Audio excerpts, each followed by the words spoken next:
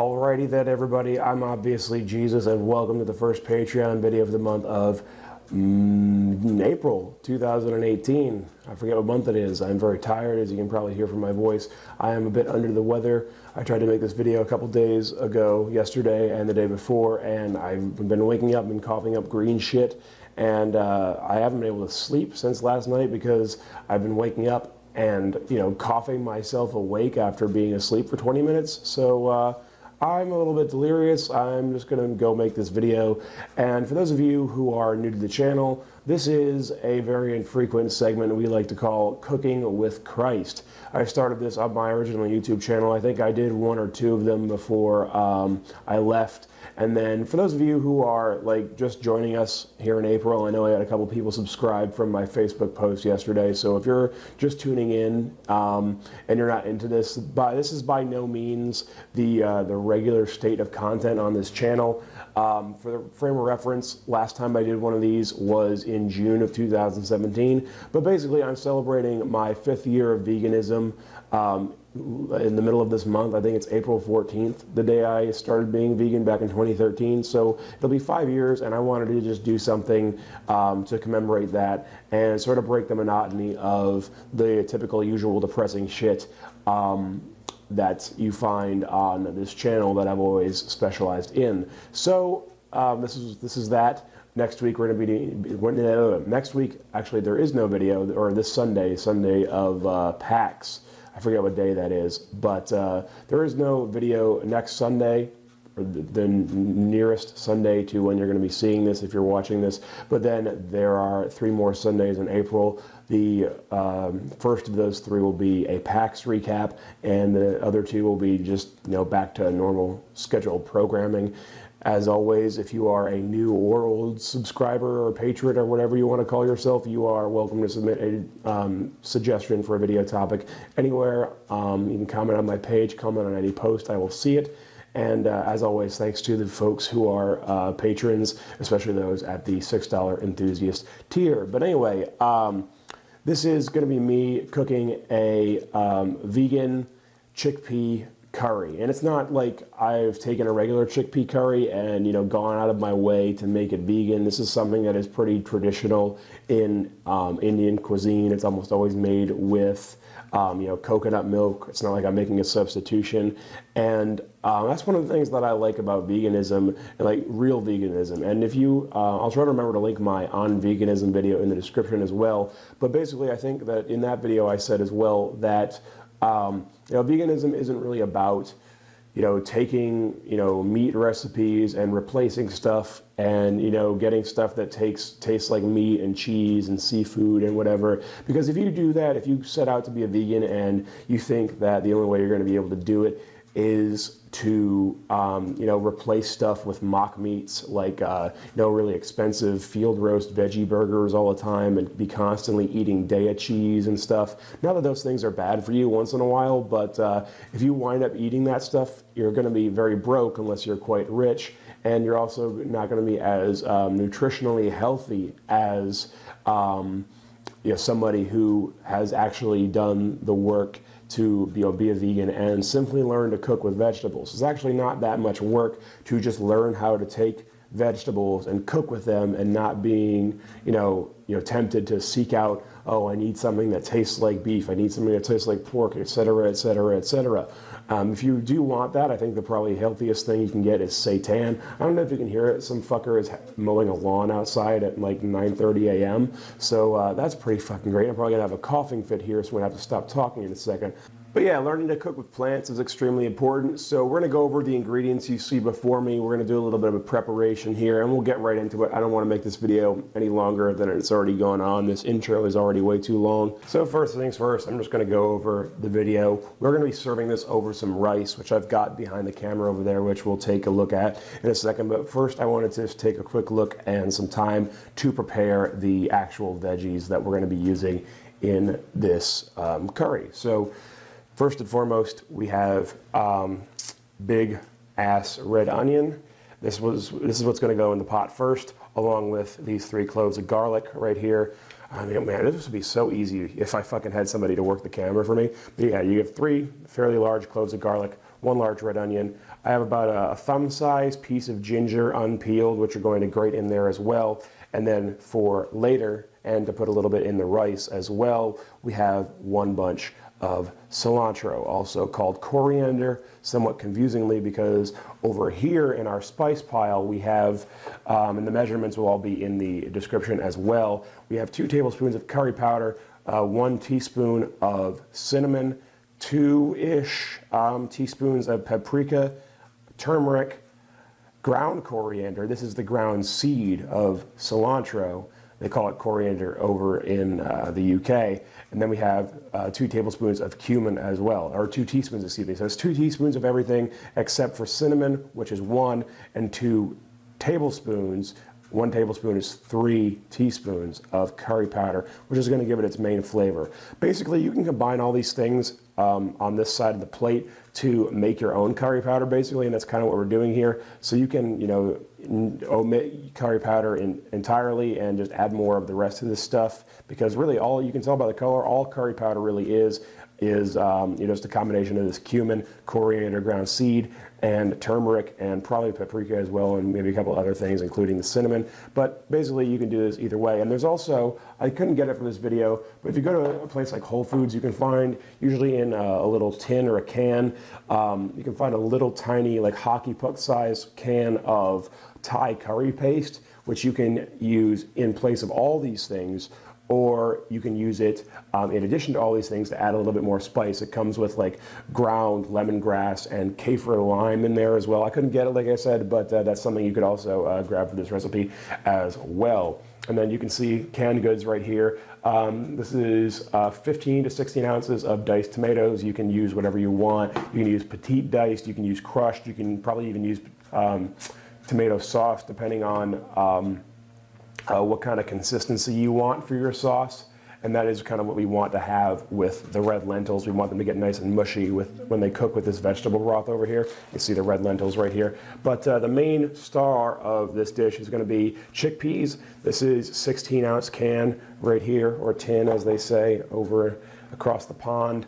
And this is another 16-ounce tin, or this is only 14, but this is coconut milk. This is full fat. You can get reduced fat if you want.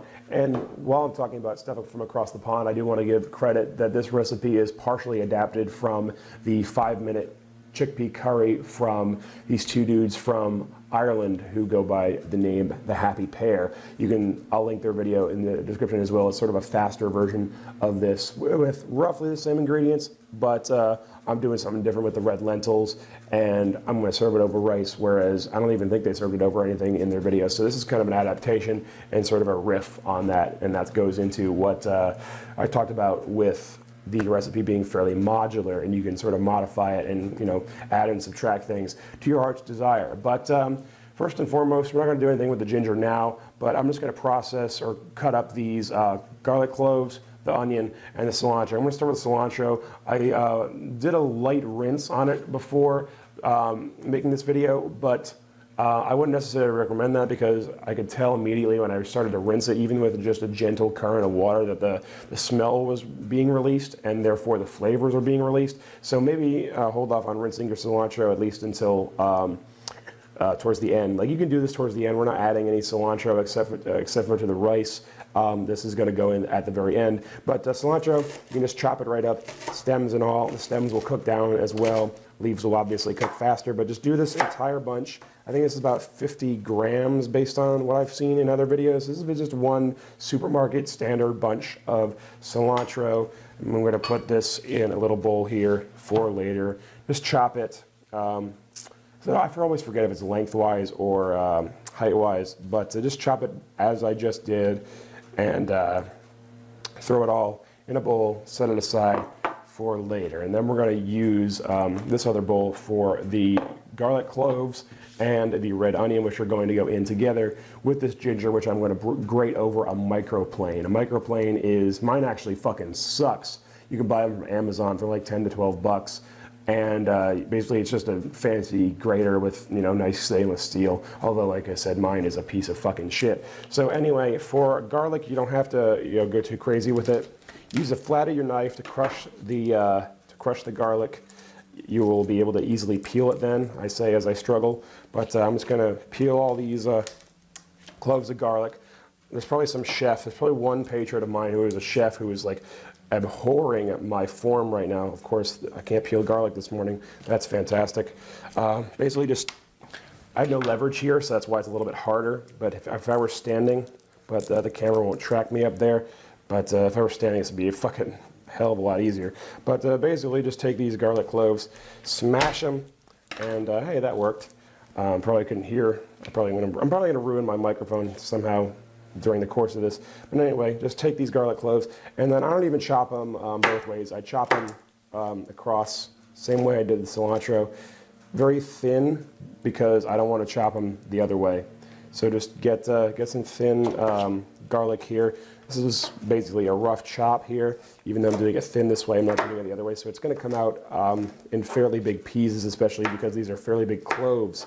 But that's all good. You will cook it down and it will be good.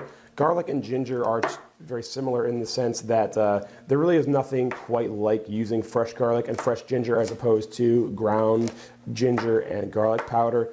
I really do recommend, especially with the garlic, not being lazy and actually doing it yourself. It's sort of like coffee beans, like how it's always better to get whole bean coffee and grind it at home.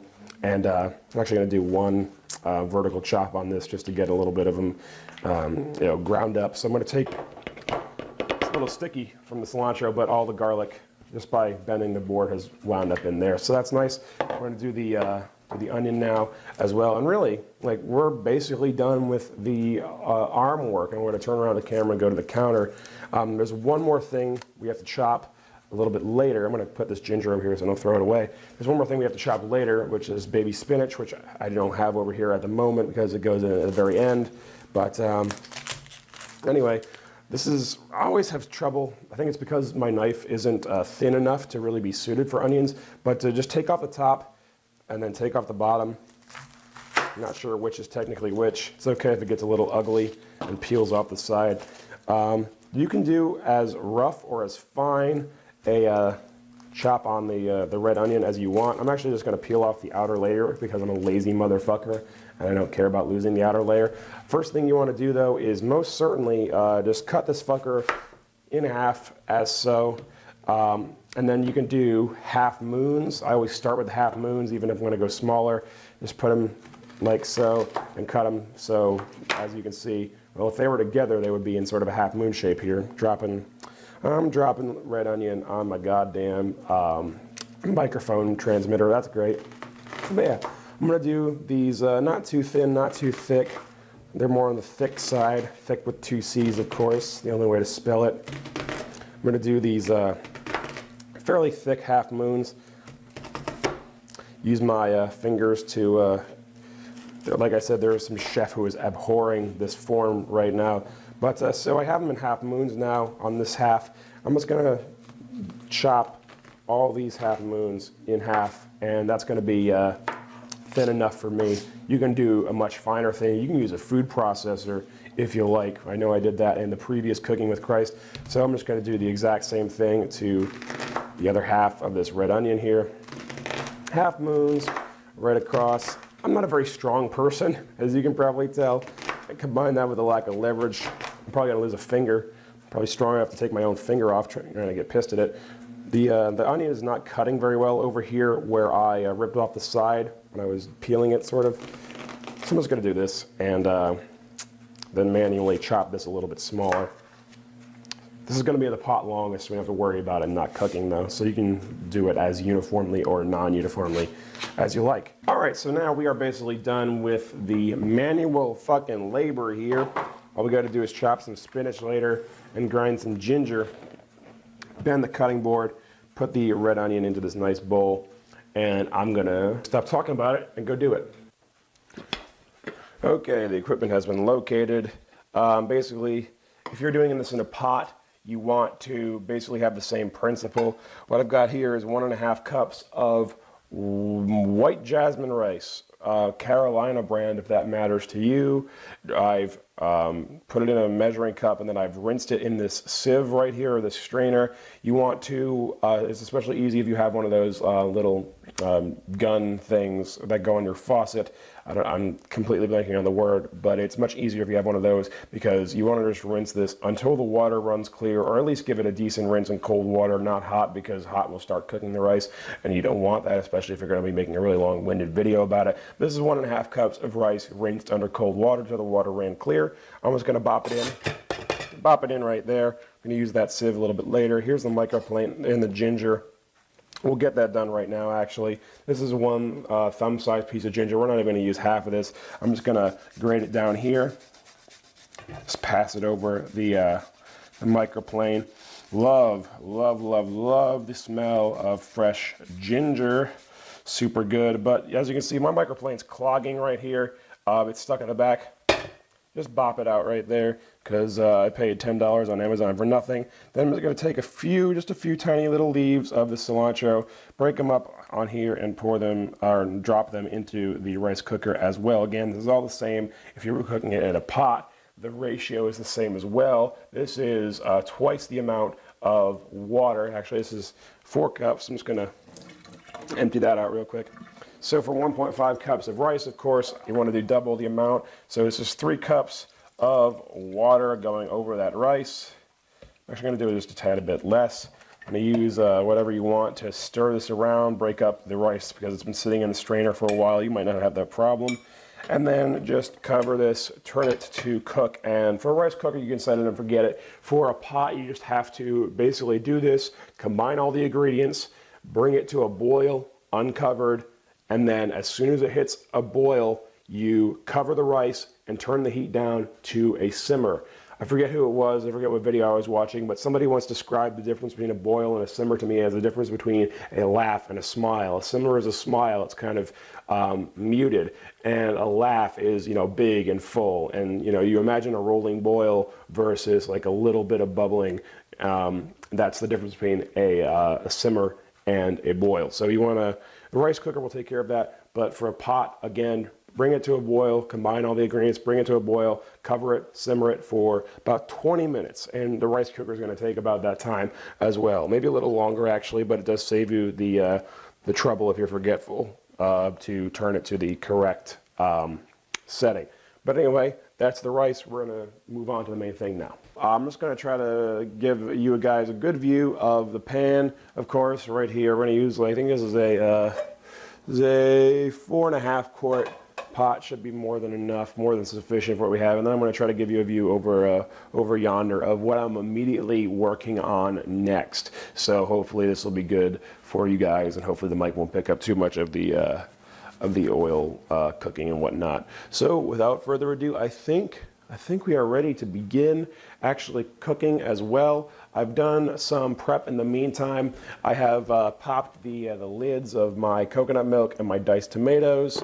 I have also rinsed and done basically the rice treatment to 1.5 cup. I tried to match it exactly to the rice. 1.5 cups of these red lentils. Again, rinse them with your squirt gun until your water runs clear-ish. All right, so I'm going to put my my recipe over here in front of me. You probably can't see, and we're just going to go.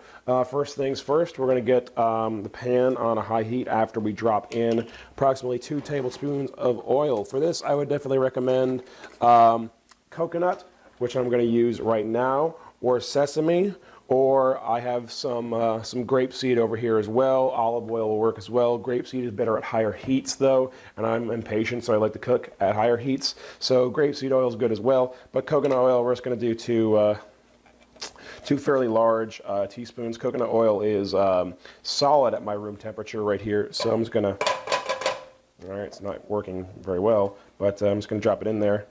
Hopefully this coconut oil is, when's the expiry? Jesus Christ. We don't need to know that. But anyway, so 2 tablespoons of coconut oil. That'll melt down fairly quickly. You can't see the burner, but I'm going to turn this on like 85% heat right there. Let that melt down. Man, this transponder, if you go back and watch my Cooking with Christ you'll see that I was having to compete with the noise of the stove there. I'm going to also get an implement here. I'm going to get a nice wooden spoon, but yeah, this transponder, this transmitter is very nice. Also, in the prep that I didn't mention, I drained and rinsed chickpeas. If you go back and watch that first video, you will see why you want to rinse all your beans and stuff. It's the same reason you want to rinse your rice, except more. It takes off all that sort of farty juice that gives beans the reputation as, you know, beans, the more you fart. No, what's the rhyme?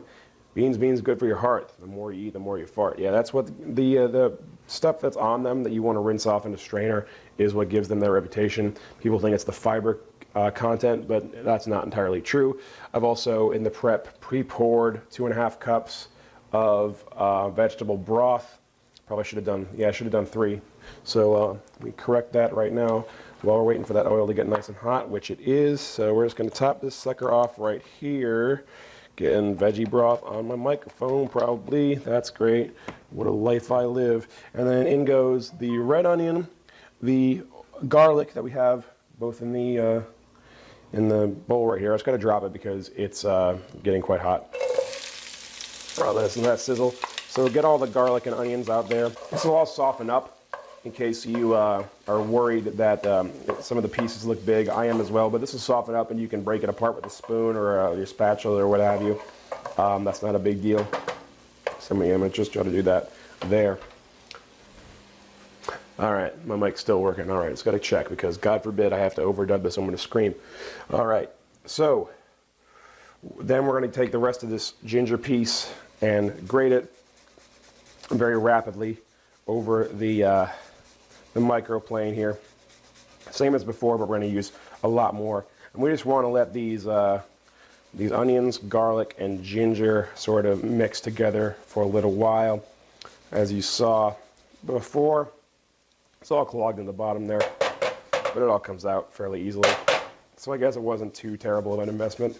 Man, I have to cough again. I'm so pissed. We're finished grating this ginger right here. Get it down to a little stub. Don't cut your fingers off. Don't scrape your fingers on the microplane. There we go. That's good enough. It doesn't have to be a ton of ginger.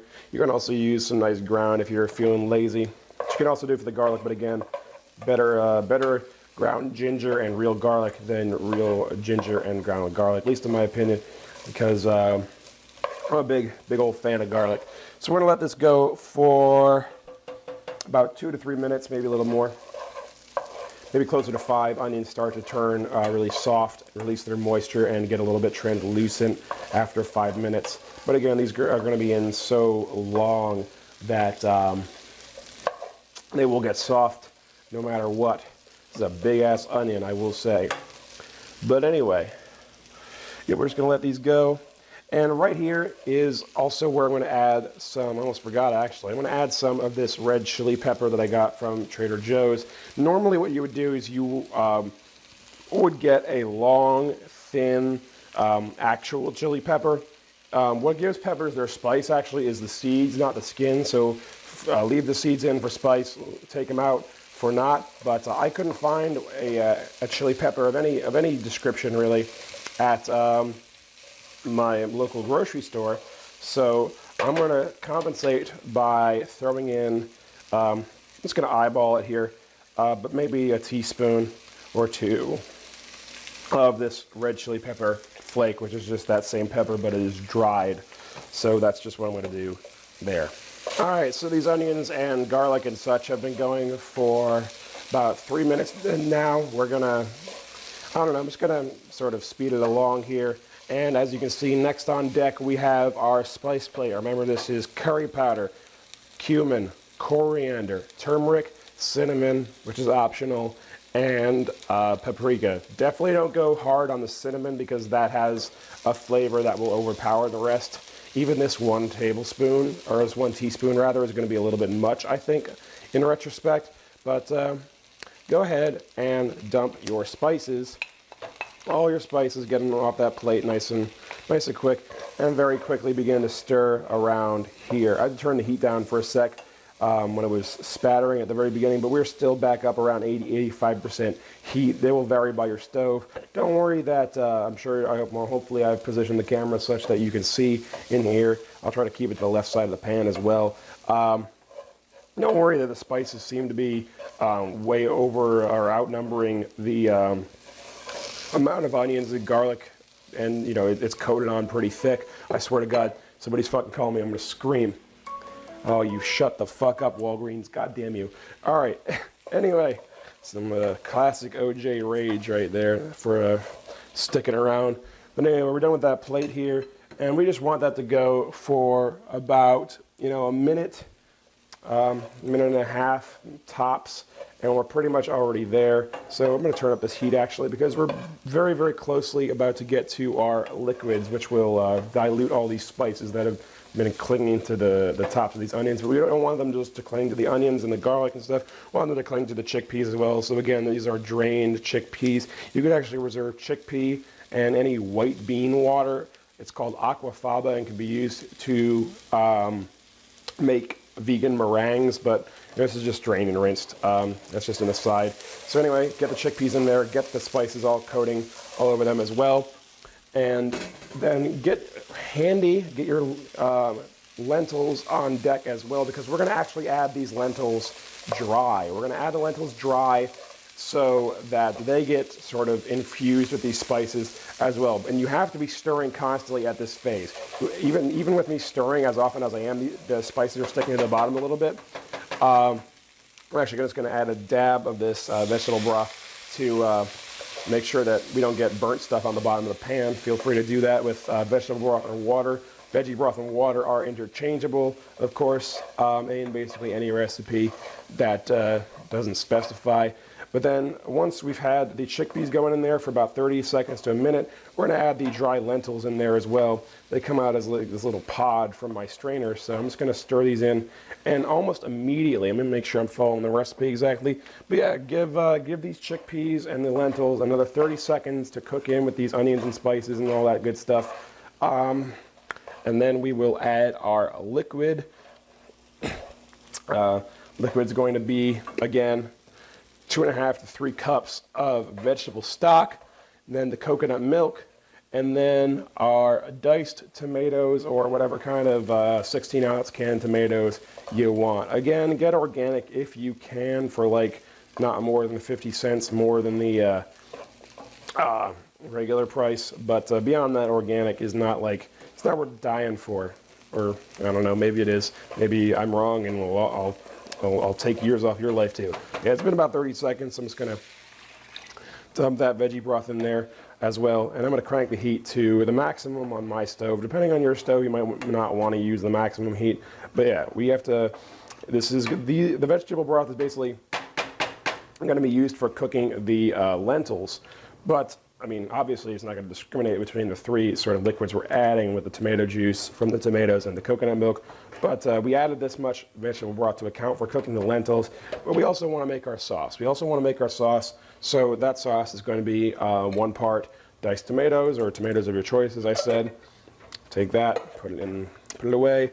And then coconut milk, you're going to want to take the top off, especially if you live in a place where it's not very hot, because I don't know what temperature it is in this room, or what temperature it was before I started cooking, but the coconut milk is solid on the top, and I'm going to pierce it, and there's going to be liquid on the bottom. I'm just going to take a spoon and crack it. It will all, of course, melt and combine into a full can of coconut milk, homogenized in this liquid, so no worries about that. The coconut cream on the top is actually quite sweet, but as you can see, once I crack that top, all the liquid comes out, and this again will just blend together once we heat it sufficiently. So we're just going to do that now. Get all the cream up the top. Liquid is already, of course, just falling out on account of gravity. Don't get actual coconut cream, though. Coconut cream is quite sweet. But this is going to add some nice richness, sweetness, and sort of fat to the recipe. And of course, you can get reduced fat coconut milk if you so desire. It doesn't change anything about the recipe at all. But anyway, we're basically going to do what you do for lentils and rice, which is what I already described, and I was talking about the rice, which is we're going to bring this to a boil. we're going to then immediately turn it down to a simmer, and that is how the lentils are going to cook. Same way that you cook rice, same ratio for I think all lentils. Same as rice, 1 to 2, 1 part rice or lentil to 2 parts water. So anyway, here we go. You can see this is taking on a very, very nice color here. This is the color we want this to end up as well. This is the color that our sauce is going to be when all those tiny red lentils melt down and get mushy and sort of homogenize into this liquid as well. And they are, you know, predominantly located towards the bottom, I believe, right now as well. So we're just going to stir this in, get that, you can see we still have a little dollop of coconut solid here towards the top. So we're basically going to just cook here and stir until it gets to a boil and until that coconut stuff gets integrated as well. Looking back, I would have probably cut the onions a little bit more finely. They kind of look sort of ugly over there, but it's all you. We're basically done for now. Now we just play the waiting game. My rice, you can't see it because it's out of frame, but my rice really over here is just about done. So I'm going to keep that on the warm setting whilst we wait for this to go. I'm going to set a good old timer right here to about let's say like I said, the lentils are what's going to take the longest to cook here, and they only take about, because they're thin and red, they only take about 20 minutes, and it's already been a few, so I'm just going to set to 20 minutes just to be safe, and stick that back on the fan hood for my my stove because it's magnetic. But anyway, we're basically done. Then we're going to add maybe half of this bag, maybe not even half, but to your preference, a portion of this bag of baby spinach to give it some nice green. As you can see right now, it's very orange and very sort of purpley red with all the tomatoes and the red onions. And personally, I like to have my my recipes be somewhat colorful. Once I've sort of got used to cooking the same few things, I decided that I wanted them to be, you know, more aesthetically pleasing. You don't have to do that, of course, but I do love baby spinach. It's one of the things I inherited from my ex, who sort of taught me, or who got me into veganism. I didn't cook that much when we were together, unfortunately. And you know, part of the reason I do this is because emotionally it makes me feel closer to her. But you didn't need to know that. Why am I telling you this? But yeah, baby spinach, we were always eating baby spinach in salads, in smoothies, in regular dishes, when she would cook. Amazing stuff. Right now you can see it started to boil. That's what I was waiting for. And as I said, I'm going to try to show you what a simmer is like. This is actually a simmer right now. It's not a rolling boil. This is a simmer, but if I leave it on this amount of heat, it's going to get much hotter. You can see in the corner maybe that it's already boiling, and around this edge that you can't see, it's boiling as well. So I'm going to just turn the heat to medium. You're going to have to experiment with your stove to see what heat setting is going to preserve your current level of heat. But I'm going to turn it down to like 55% heat on my stove. Put the cover on there. Wait the remaining 17.5 minutes or so, and we'll come back and we'll finish up. And I'll probably do some prep on the spinach whilst we wait. All right, so we are about 9 minutes out from the scheduled time. I've uncovered it to show you, hopefully, that you can see that it's thickening up already. It is much less liquidy than when we first put that lid on. So this is going over very nicely. The onions are quite translucent. So very quickly, we're just going to do the last bit of prep here. I'm going to recover that. Right here in this little tiny thingamajig, I've got like 1 tablespoon of salt, or 1 teaspoon of salt, 1 teaspoon of pepper. I forgot that I forgot to salt the rice. You might not even want to put salt in here if you didn't forget to salt the rice. You could even integrate the rice when you've part cooked it, which just means partly cooked. If you've part cooked the rice and you know you don't want to serve this without rice, you can just integrate the rice and combine it into a 1-pot dish. Or you could probably even integrate it such that you can cook the rice from the beginning with the red lentils and whatnot. And although that might the rice might absorb too much of your sauce and dilute it a little bit, but dilute's not the right word, but you get the idea. You know what I'm saying here. Right here I've got a half of a 6-ounce bag of spinach here. Basically, I'm not even going to chop this very finely. I'm just going to try to pin it down with one hand, and with the other just go through and chop it vertically across the cutting board. Very, very simple. You don't even have to do this. This is just going to make it cook a little bit faster when it finally goes in there. Spinach wilts in a couple minutes, and you don't want it completely wilted. You just want it like part of the way wilted.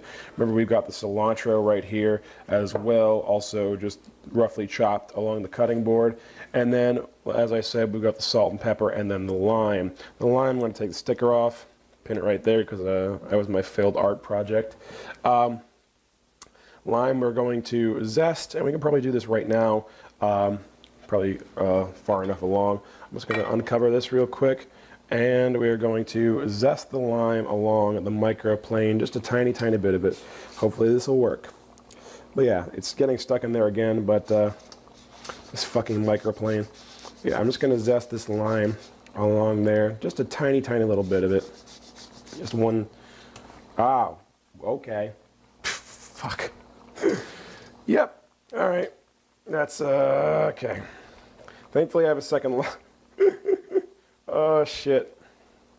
I don't even know if I want to reshoot that. That's hysterical. So I'm just going to take out the curry lime. I'm splashing myself. Holy shit. All right.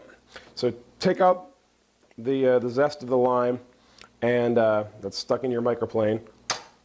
Knock it in there. You don't even have to do that if you don't want. Then you're going to go, you're going to be done with your microplane. We're going to add the juice of half of a lime. Get another lime here, so we're not using the curry lime. I'm just going to cut the lime in half this way, like this, if you can't see it, behind the spinach, or behind the cilantro. Alright, so cut that. You can do a lemon as well. It just needs to be some kind of citrus that isn't orange. So just take the lime and squeeze the ever-loving shit out of it without dumping it into the pot. So really just juice this fucker. I'm not very strong again, so just it doesn't have to be a ton. Just get it all nice and mashed up there and spread it apart and let it come out. And that'll add just a nice little citrusy balance there to your dish, to your curry. So that's pretty good. Then I'm actually going to add the salt and pepper right now because I'm getting impatient. There's only 5 minutes left anyway, so salt and pepper can go in there. Always start very small with the salt and pepper because you can always add more, but you can't take it out. Same thing with the cinnamon. And then you can taste test it, but I'll probably burn myself. So I already kind of know how it's going to come out. So just do that. And then this is already pretty mushy. So what I'm going to do is, yeah, I'm just going to take out this big chunk of cilantro stem that's in there because that probably won't cook that quickly. But then I'm going to add the cilantro in there. I know a lot of people don't like cilantro. I think it's genetic that a lot of people think it tastes like soap or whatever because it has like a common element in there. But I love cilantro. I'm going to put it in there and just stir it in. Probably take this cover off so you can see better, hopefully. But yeah, stir in the cilantro. And as I said, this and the spinach, which we're going to add now as well, just going to give it a nice little, hello curry lime. Spinach is just going to give it a nice greenness and add some more nutritional value as well. We're not just doing it for aesthetics over here. We're not fucking Banksy. We're not the Vaporwave album cover. Macintosh Plus. What is it? Is it Macintosh Plus? Yeah, it's Macintosh Plus. Anyway, so this looks like a lot, but I'm actually going to turn up the heat a little bit, and it's going to wilt down very quickly. And I'll leave the camera on so you can see that process, and you can see that I'm not a fucking liar.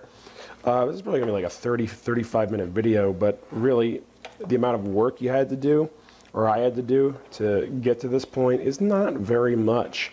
It's not a very bad cleanup dish either. Like, you have two pots basically. You have one for the rice and one for the curry itself. Really, the only other things you have besides that are your strainers and your cutting board, and then your cans and whatever receptacles you had to hold the vegetables. But honestly, you wouldn't even have to clean up the stuff that I use to hold the spices and the salt and pepper and the onions, because I'm doing a prep thing that I want to show people how to do stuff. So I'm doing stuff early and having to use receptacles, but it would be a lot less on your end. So definitely not a bad cleanup either, and you get a pretty decent amount out of this as well, because remember, it's not just this like 3.5 quarts of curry that we have right here, which will last you a couple nights at the very least. You also have 3-ish cups total cooked rice with which to serve this. And if you have leftovers of the curry, you can always just make more rice and serve it over there as well and stretch it. So this is a really good thing. We're down to 2 minutes, 2:20 on the timer, as you can see. It's basically done. Let me see if I can actually get a nice final shot in here of the pot itself. Get my thankfully I have a lens cover on, so this isn't that bad. You can see. Can you focus, please? Thank you. All right, but yeah, my heat's way too high right now for what I'm doing, but I'm gonna turn that down. As you can see, it's nice and thick. If you go and pull out a spoon here, you can kind of see the echoes of the red lentils here, but they are sort of discolored and mushy because they've lost their color. It's all bled in to the sauce, and the sauce is bled into the lentil. And you could leave this for another like 15 minutes and it would really dissolve. But I'm hungry, as you probably are after watching this. And even though it still seems a little tiny bit liquidy, once it cools, it'll be quite thick. And we got that spinach wilted down as well, and I don't want to overcook that either. So I'm just going to turn the heat off, and I guess I'll use the cilantro bowl here. I'm not going to show you me taking the rice out of the rice cooker, but I assume you can handle that yourselves. But yeah, I'm just going to take a nice big old spoonful of rice, maybe 2 actually, if I'm feeling greedy. Again, I didn't salt the rice. You could put salt in there. You could put vegan butter in there. If you're not a vegan, of course, you can just put regular butter in there. But I got my my ricey spoon, and I'm just going to pick up a nice big thing of this curry. And that is going to be very delicious. So, without further ado, it's done.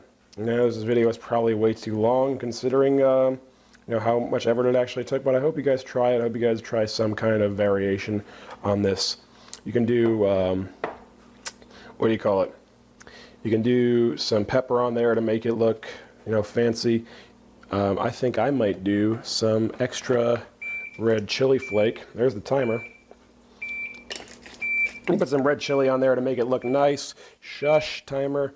But yeah, that's nice.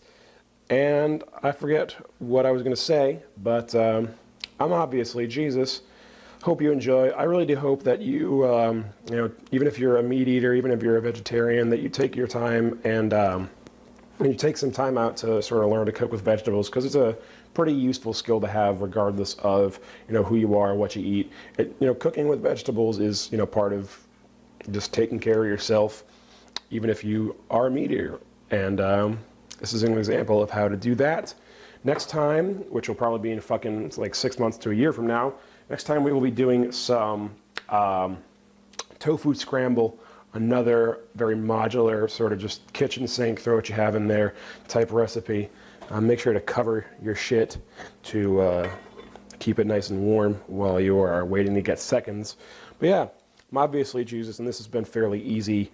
Red lentil and chickpea curry. If you don't like cilantro, you can use some good old basil or parsley, or a mix of both.